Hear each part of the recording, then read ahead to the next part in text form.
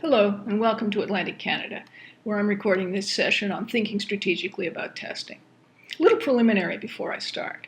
We can, in fact, think strategically about testing in all its aspects. During execution, while we're trying to get different environments, that kind of thing.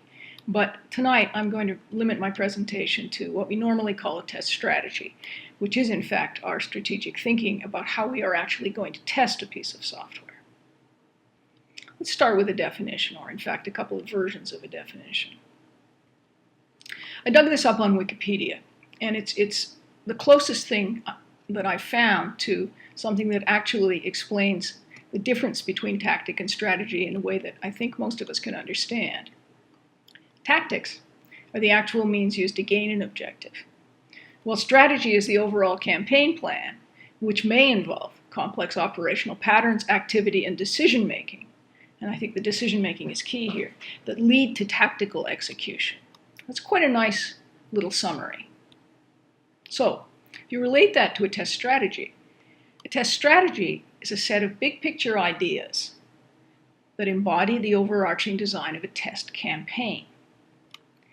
It's not a detailed plan. It's not a set of tactical operations. In fact, it's the design behind the plan. Now that's a little bit highfalutin, perhaps, and certainly it's perhaps rather abstract. So, in fact, let's take it to something a little more concrete. It's your solution to the testing problem you're faced with. How you're going to uncover the most important information about the system, most efficiently and effectively, respecting, and in fact bounded by, the constraints that you can't remove or push out of the way or work around, with the resources available to you, and I don't just mean people here. In fact, I don't really like calling people resources, but never mind. While managing the risks to your testing. So, tall order, in fact, but something concrete that we can get our hands around.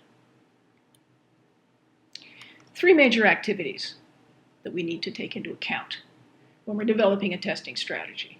First of all, what is the problem?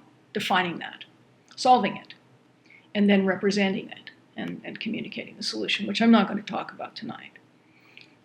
Okay, defining the testing problem. How do we do that? Well, first of all, how big is it? What am I dealing with here? Is it a system? Is it a component? Is it features? Is it a system of systems? Typically, we call that scope.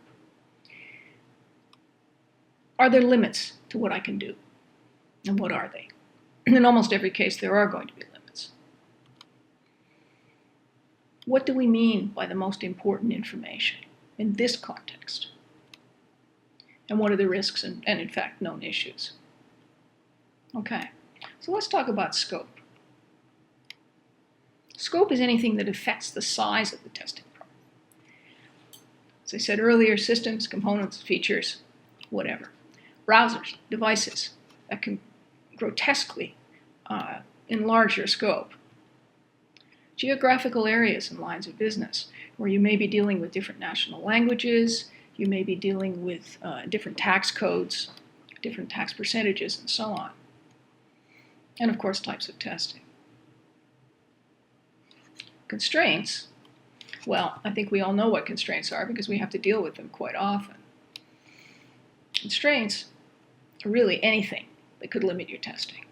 Time, and of course that's probably one of the most common constraints. People. Do we have the people available that we need? Do they have the right skill sets? All of those things. Environments. Can we get the environments we need? And often we can't, although these days with the rise of virtualized environments it's become somewhat easier, but still there are circumstances in which it's difficult to get the environments we want or need. And of course, hardware or software. And finally, organizational rules. Some of those can be quite arcane, not quite along the lines of we never test on Tuesdays, but I've certainly had to deal with some really interesting ones. On one system where we were testing a point-of-sale system, there were a couple of things that seriously got in the way. One of them was that we were dealing with an external vendor, and we were not allowed as testers to talk to the developers at all.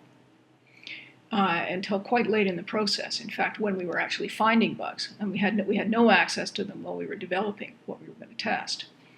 Another one, which was really a nuisance, was that because we were testing on point-of-sale terminals, the IT department decided in its wisdom that we could not put anything on those terminals that would not be there for the business users when they went live. We had no access to the internet. We were not allowed to run our bug tracking system on it, and we didn't have any means of doing screen captures. And we had a lot of bugs, and we needed to capture the screens so that we could send them to our remote vendor who was in another city, in another province. I got around that one by going out and buying a digital camera and a tripod, which the customer, by the way, would not pay for. My company had to pay for it. But at least we managed to get around that constraint. But we often have those kinds of things, and they can be really, constraints. They're stumbling blocks. Okay. And of course, constraints have risks associated with them. If your constraint is time, then you risk not being able to get everything done that you need to get done. If your constraint is that you can't put software on the thing you're testing, on the platform you're testing on, then you may not be able to do screen captures and so on. Okay. Probably the most important part of this, though, is understanding what is information that matters for this system. And how do we know what that means in this context? For me, that means we start with what quality means for this system. Quality is not a static thing. It's not an objective measure that's the same for every system. It doesn't mean 0 defects. I have yet to encounter a system with 0 defects, and I have to date encountered a great many very buggy systems. And we want to translate our definition of what quality means for this system into practical terms so that we can relate them to what we look for and how we actually test. So they feed into test design. So they feed into priorities and so on. So I start with this definition, which is Jerry Weinberg's. Quality is value to some person or persons. And what that says is that software quality is a relationship or an aspect of a relationship. It's a relationship between a person and something that person values and the software in which that person hopes to achieve that value. Okay. Now, we've all been told that beauty is in the eye of the beholder. In fact, value is in the eye of the beholder. In this case, these little penguins down in the foreground are eagerly waiting for fish, nice raw fish, yum yum. And there's that little guy up there who's been attracted by something shiny. Know anybody like that? We all do, I think. So, what is value? Well, confirmation of documented requirements is often information that matters. Because what that information is information that conveys something significant about system value. Usually, confirmation of documented requirements is something we need to do, we need to get it out of the way, and then we need to move on. We need to move on into more interesting testing and into finding bugs that are going to get in the way or that are going to threaten value. So, value, or values, usually come out of things like business drivers for the project, benefits that our stakeholders expect the project to deliver, and also some overriding facts, principles, and beliefs that can attach to a system. Things everybody knows. Things that sometimes relate back to the business drivers, but that are extremely important and that we have to take into account in our strategies. So I'm going to go through a couple of examples, 4 examples, I think, where it's pretty obvious what the overriding values are. We're going to have to discover what the others are. We're going to have to prioritize. But it's pretty much a no-brainer to understand what the really critical values are. This one is a system that's going to be used to mobilize for emergency services. So right there, the hair starts to go up on the back of your neck, or at least it should. It's going to guide and inform incident responses. So not only is it going to mobilize teams who are going to go out and deal with emergencies, but it's going to inform them about what they should take with them, some procedures that they should follow, and so on, based on combinations of configurable rules. So those are going to have to be built in, and there'll presumably be a rules engine. At the same time, incident history is going to be recorded. So the dispatchers, when they take the call, are going to start entering information about the incident.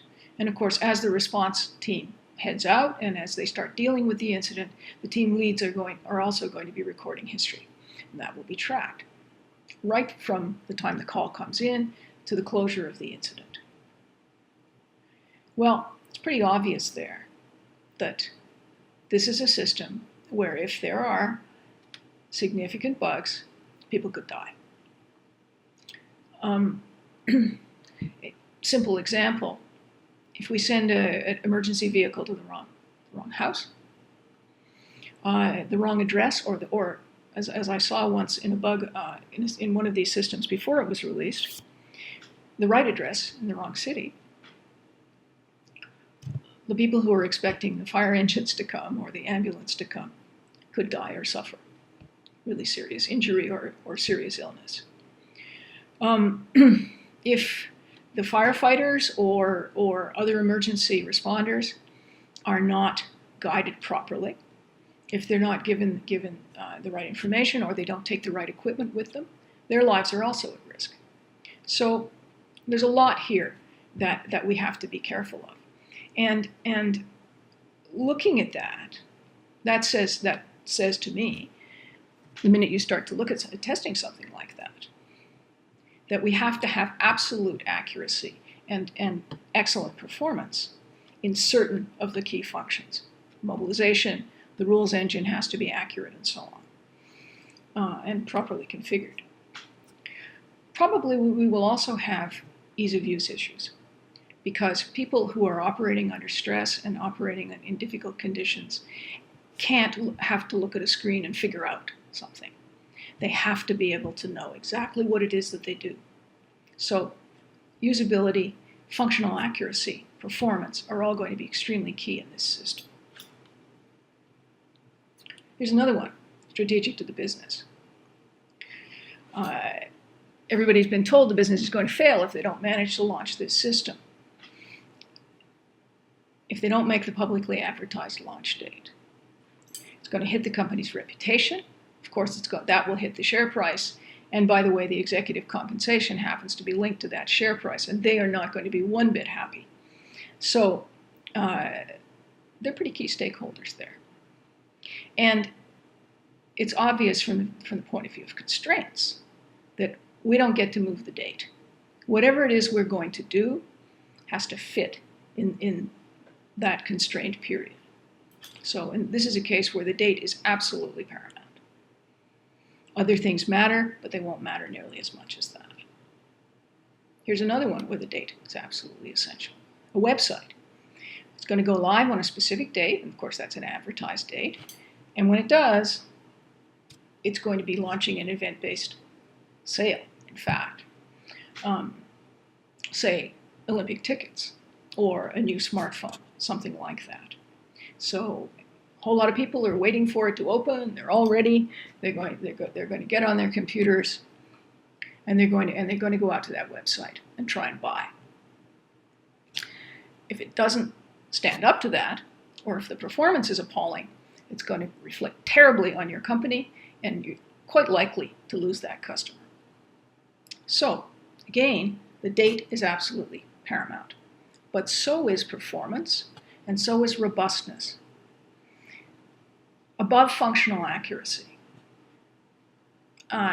because it's a system that's going to handle money, and money where you could potentially be ripping off a customer, which is not allowed.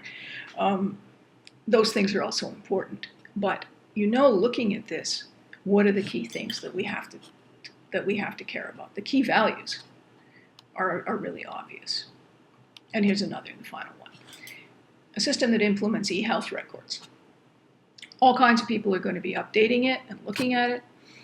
And by the way, patients are going to be able to access their own records via mobile devices. Again, pretty obvious. Data security, data privacy. For one thing, those are governed by law. At least they are in my country, and I suspect they are in most. Okay. Now, I said quality is a relationship. And what that says is there's person involved. It's not abstract values. It's a value to some person or persons. I think it's pretty clear what this little girl, at least it was to me, what this little girl valued. She was rooting for whales. So who are our stakeholders? Well, anyone who could be impacted. When we go live, who could be impacted? Who expects to benefit? Their work is going to be easier. They're going to be able to change their processes. They're going to be able to perhaps offer more to their customers or whatever. Who could be victimized by it? That's Jerry Weinberg's term. And really what he's talking about there is who could suffer harm or loss if there's a fault or a flaw or, in fact, a failure in this system.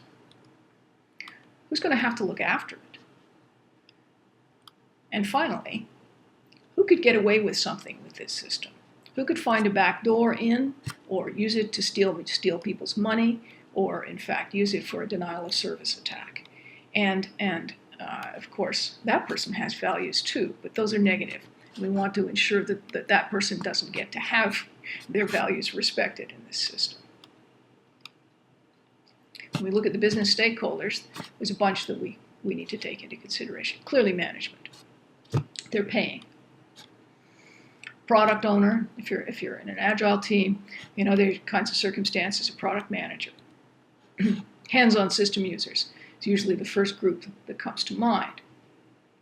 And then users of system outputs who don't always come to mind, but they're important. The people who get reports that they make important business decisions based on, and the people who are down here using this other system that gets data from our system. Perhaps they're also making critical business decisions. And then there are customers. Also, potentially, we have silent stakeholders that we need to imagine and take into account. If we're selling a product, we have anonymous customers, of course. But you also have your own business customers' customers. Suppose that with that point of sale system, we care about the end user and that end user's experience and what that end user values. But that person has somebody standing there at the till, a customer who is not going to be happy if their taxes are incorrectly calculated, or if the receipt isn't properly put together, or in fact if they have to wait a long time for the processing of their sale or their return. Also, of course, there are bystanders, that emergency response system. Bystanders could be the general public who are expecting to receive service from emergency services, but they could also be the people who get in the way if there's an explosion or something like that. So depending on the kind of system, an oil pipeline, for example, monitoring system for an oil pipeline fails, bystanders could be affected. And then, of course, there are the technical and the IT stakeholders, the people who have to look after it, computer operations people who are going to be making things happen every day, the maintenance leads, the people who are going to be taking care of this system long after we've gone and we've moved on to another project and we're developing another piece of software, and the people who have to answer questions about it and help people when things go wrong. Of course, that's a lot of people, a lot of stakeholder groups. So then we have to start prioritizing and looking at whose interests are the most significant, whose values do we care the most about, and do we take most into account in our testing. And then we have the risks. Typically, we have two main levels of risks that are important for a testing strategy. There's a third level, which is project risk. Comes into play sometimes, but the two most important ones are these.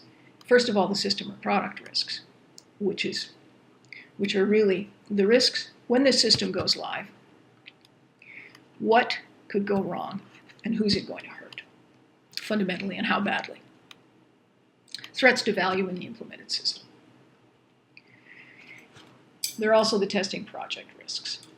Those are anything that could threaten your ability to solve the testing problem. So typical stuff like nobody's giving us any code to test, and we're running out of time. We're constrained on environments, and we can't test everything we need to. We have to swap in and out, and that's going to take extra time. That kind of thing. I find it really helpful, even if we're not going to go through a detailed risk assessment, at least to do some kind of brainstorming on system risks. Are there any givens we can start with? As we said with the emergency system, there's some pretty obvious givens about risks. And with those other systems as well. What kinds of impact does this organization care about? A bank cares about financial impacts, but sometimes they actually care more about the reputational impacts that come out of financial impacts. So it's important to look at those and to understand what the impacts could be and what the related impacts from those could be also. What's the worst thing that could happen? It's always interesting to ask that about a system. With one kind of system, well, it could kill or hurt someone. And that's, to my mind, the very worst thing that a system can do. But if it causes you to do incorrect financial reporting, will that put your CEO in jail? I do apologize. That was my dog who's getting impatient and has just taken herself to her bed. Those kinds of things. Will it cause your organization to hit the papers? Will it cause your organization to have questions asked about it in Parliament? That's something that a leading banker once told me is something they worry about. What's our hierarchy of concern?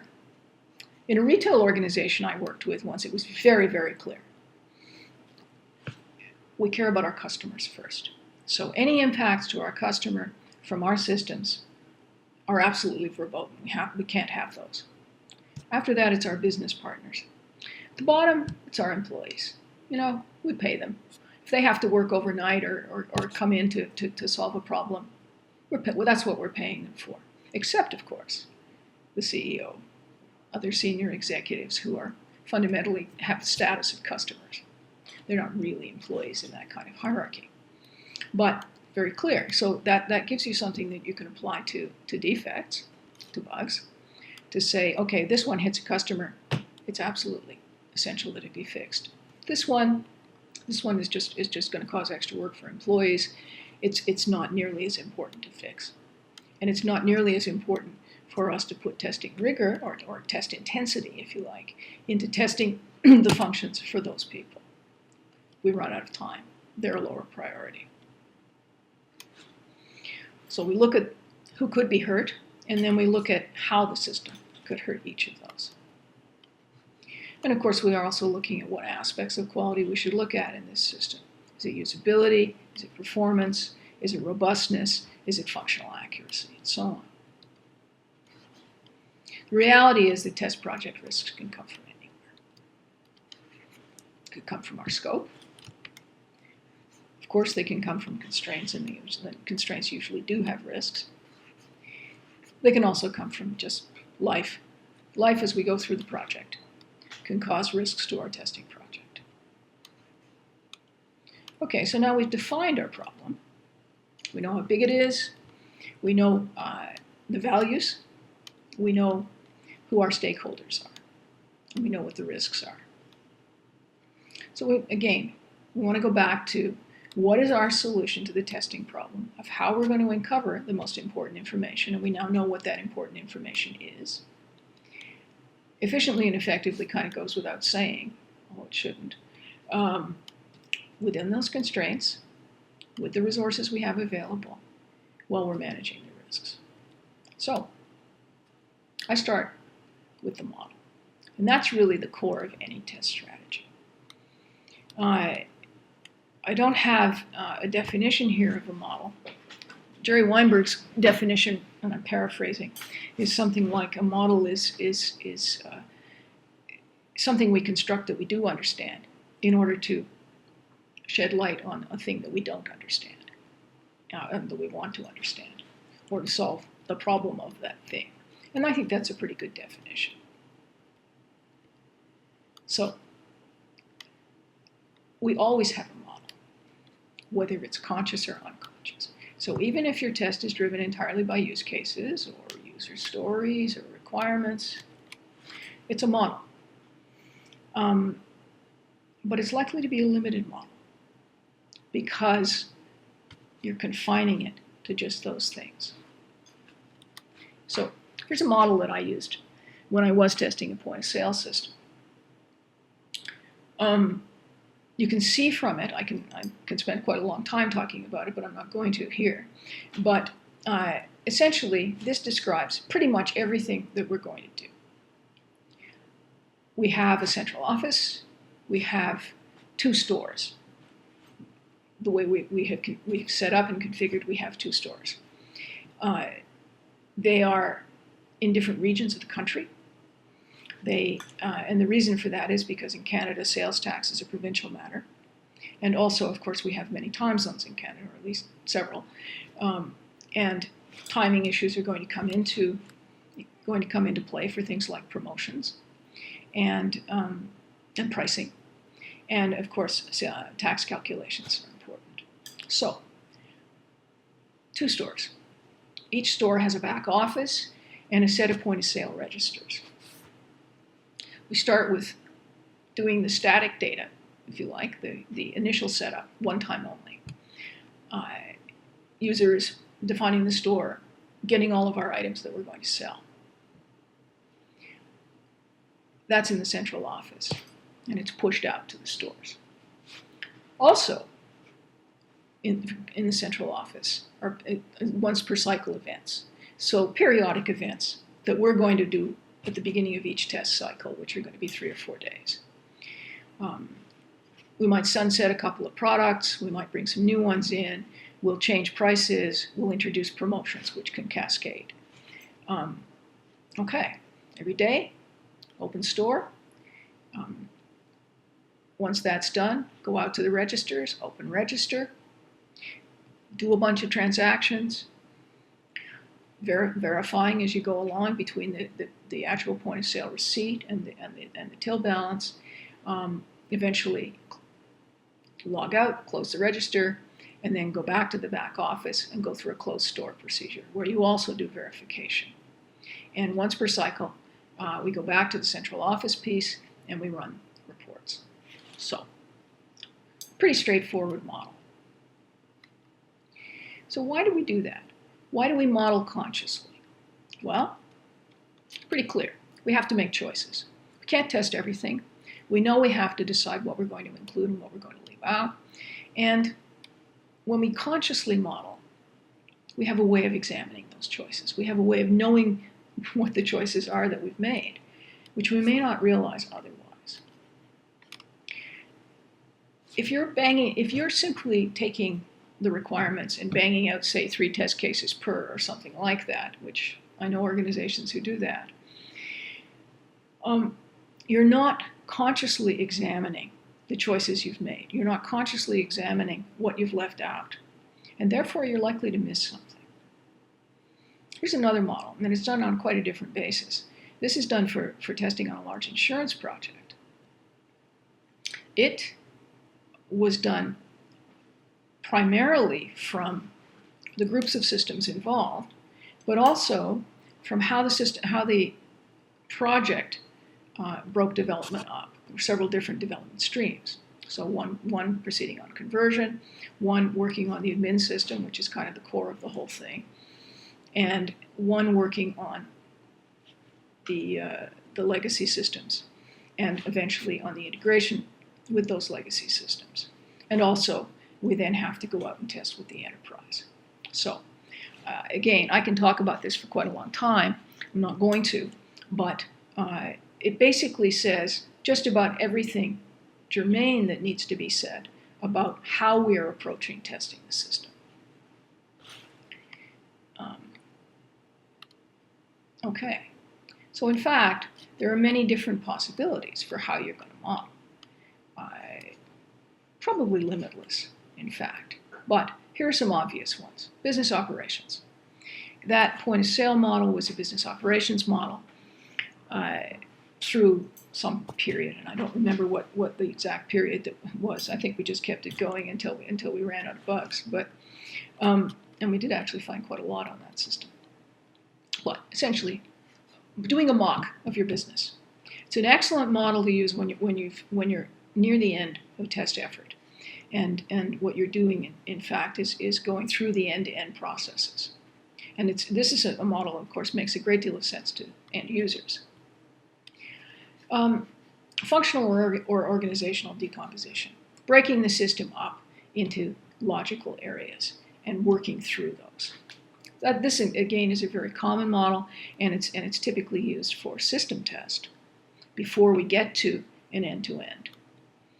It has its limitations, like all models, but it can be very useful, and it allows us to go somewhat deeper than we would if we're taking a business operations model. One that I've used quite a lot, particularly on end-to-end tests, is modeling scenarios based on a very rigorous analysis of the data going through, static, semi-static, and dynamic. That point of sale model that I showed you, we used two models, business operations, but all of our scenarios were built on the data. And if you're interested in that, there is an article on my website on modeling scenarios using data, which talks about that example. Here's some others. And these, of course, can be for a system, they can be for a feature, they can be for a component or whatever. The life cycle of an entity. It's often extremely useful to go through something from the time it begins to the time it reaches its natural end, introducing all kinds of variations and all kinds of different conditions as you go through. Stakeholder experience, picking a stakeholder, perhaps developing a persona or several personae, in fact, for a group, and working through those and going through their entire experience. And of course, state transition is also a very common model. What I find is that it really is a good idea to combine two or more models. Each will give you a different way of looking at a system and act as a way that you can generate different test ideas. And the other thing is that they'll compensate. Hopefully, if you choose the right ones, they'll compensate for the weaknesses in the other. Each will compensate for the weaknesses in the other. And that gives you a cross-check to some extent. And sometimes it also allows you to create complementary scenarios that could kind of go across. Okay, so of course, you may also need some more specific strategies besides your model. How are you going to prioritize? Talking about how you're going to deal with specific constraints, risk management and mitigation strategies, and potentially contingencies that you'll trigger if the mitigation strategies aren't effective. And how you're going to deal with the various kinds of resources that you have available to you. Data being one of them, and really important one. Environments, of course, hardware and software, tools, and people.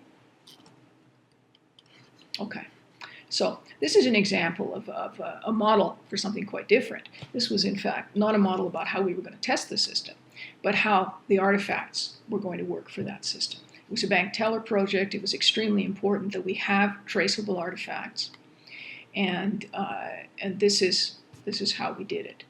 I'm not going to talk about it in any detail, but just to show you can do this kind of thing if you don't already. And of course, you can take the same diagram, show a different thing.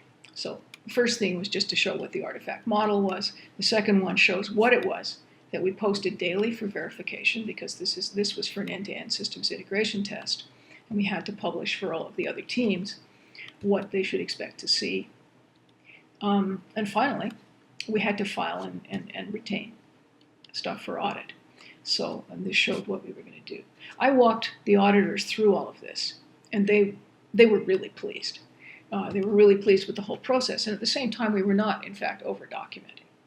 So that was really successful. Okay, So that's on models.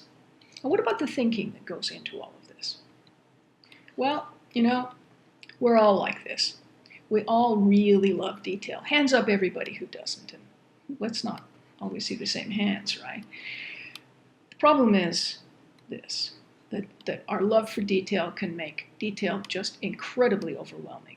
Love of detail is a strength for most testers, but it can be a big weakness, particularly when you're trying to think strategically, when you're trying to figure out how to approach testing a given piece of software.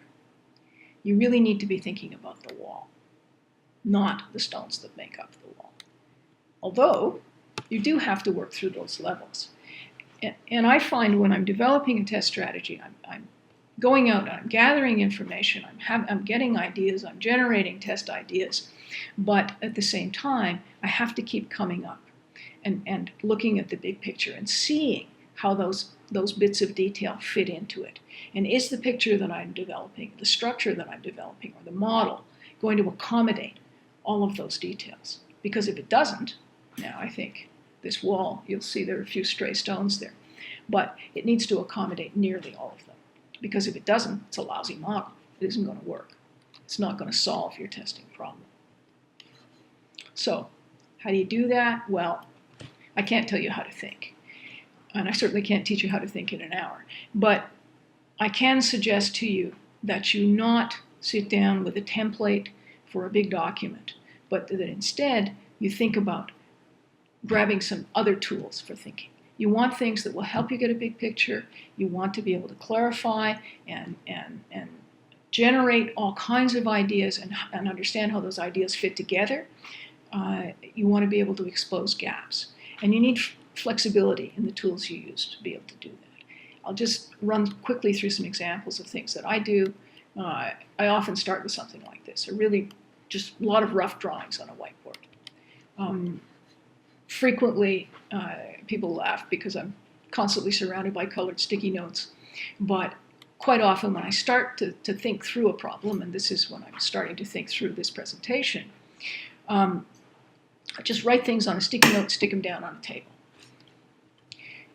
Afterwards, I may put them on different colors and start to organize them. I also do mind maps. This is actually not for presentation. This was for an article I was thinking about writing. I haven't written it yet. I probably will. But I find a mind map an extremely good way of doing that. Okay, so finally, we're at how do we represent the solution? And I'm actually not going to talk very much about that, except to say some things that we shouldn't do. Let's remember that a document is not the thing. It's a representation of a thing. This is not a story. It's a book that contains the story.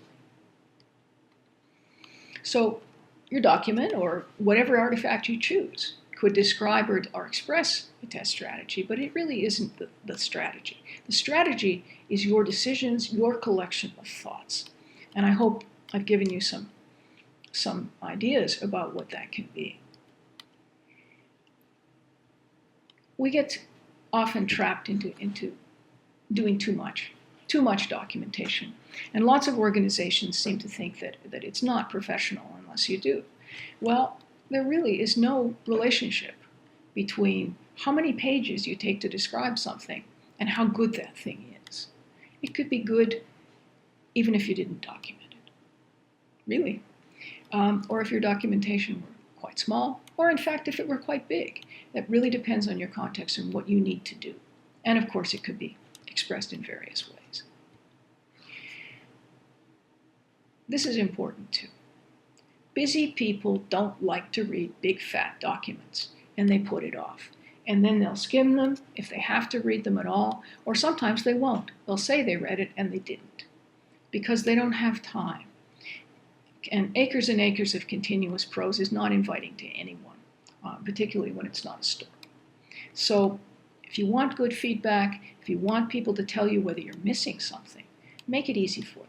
Give them something clear and concise. So that says to me that you should be able to summarize a test strategy in no more than a page or two. whether that's diagrams or whether it's words or something in between. And typically the way to do that is to present the model to people. So whatever we've been taught to think in the past, you don't make a document look more professional by just jamming more stuff into it. We don't put in a lot of continuous prose. We don't need to include things like textbook definitions or information that's copied and pasted from this document, and then maybe we'll copy it and paste it into this document. No, and how about putting it over here, because we need a master, whatever that thing's called, master test plan. You really don't need to do that. It's a waste of time. Time you could be spending thinking. And you don't need tactical details here. You're going to need them.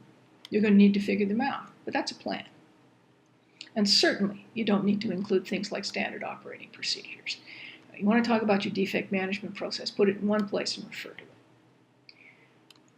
Risks are extremely important, but it needs to be the risks for this project, not something you just copied out of another document. So, I think I said at the beginning, you can think strategically about testing for anything, any size of test effort, and at any stage.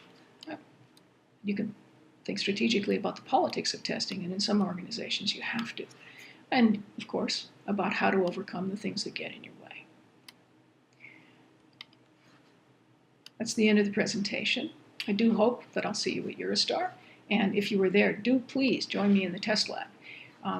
I think Tuesday, November 5th at 5 p.m. is a drinks event, but there's going to be a drinks and testing event in the test lab, and I'm going to be doing a 1-hour test strategy challenge. And I hope you'll take up the challenge. And I will also, of course, be doing a keynote, which I've entitled Get In There and Argue. And I'll tell the story about where that came from in the keynote. Okay, this is who I am. This is how you can get in touch with me. And I hope you'll stick around for the questions and discussion. Thank you.